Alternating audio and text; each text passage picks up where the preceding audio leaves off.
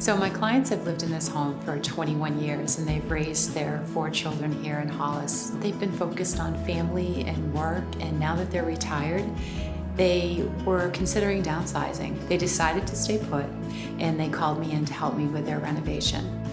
When I met with them, we went over their project. They said they wanted light and bright and airy, and what I thought was this was a full-blown renovation. This wasn't putting paint on the walls and bringing in pretty furniture and accessories. So I called in Ed Campbell from Bathhouse Remodeling. We all met together and it was a good fit. So off we went with the project and we started with the kitchen. So the homeowner knew that she wanted a farmhouse sink, and she knew that she wanted floating shelves. Other than that, we had to determine her design style. She chose painted cabinets. She originally wanted to go with like a green painted cabinet or gray.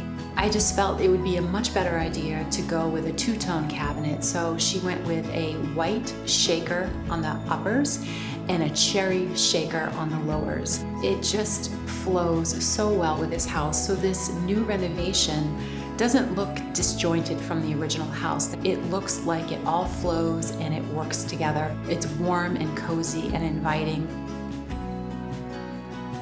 So this home was built in the 70s, and when you got to the kitchen, there was a wall and it was closed off. It had heavy wood doors, and when you walked into the kitchen, it was very dark, 70s colors. The challenge was how to bring in light and bright into this dark space. Karen brought us into the project to really kind of help with the construction, as well as finding a way to remove a large section of wall to open up the space, bringing in much more light from the living room into the kitchen space. So we were able to complete that by installing a structural beam, and then we wrapped it in rough sawn pine to match the other beams that are in the home. Karen was able to design a buffet area and a serving area that really blends and pulls it all together.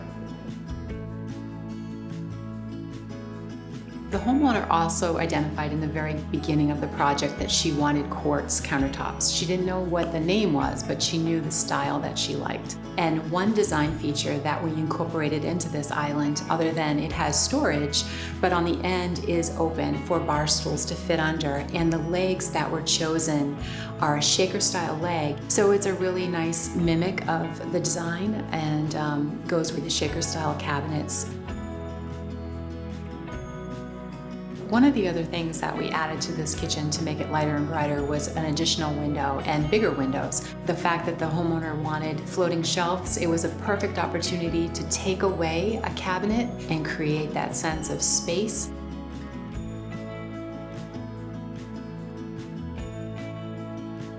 So the fireplace adds to the warmth with all the wood that's in the home. The need for the floating shelves was incorporated on either side of the fireplace.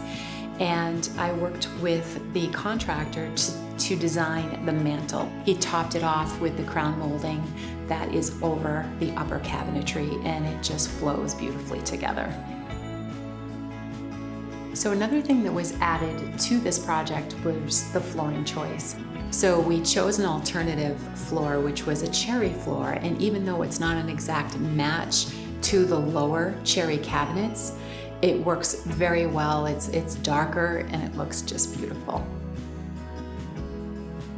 The homeowner told me his favorite part about this project is the fact that they're using the rest of the house like they haven't before since they've lived here for 20 years. This openness that we've created feels like it's been here because the design has tied into parts of the features of the original home. The fact that they can use all of the space now is such a huge plus, and I'm really grateful for the opportunity to be able to work on this with them.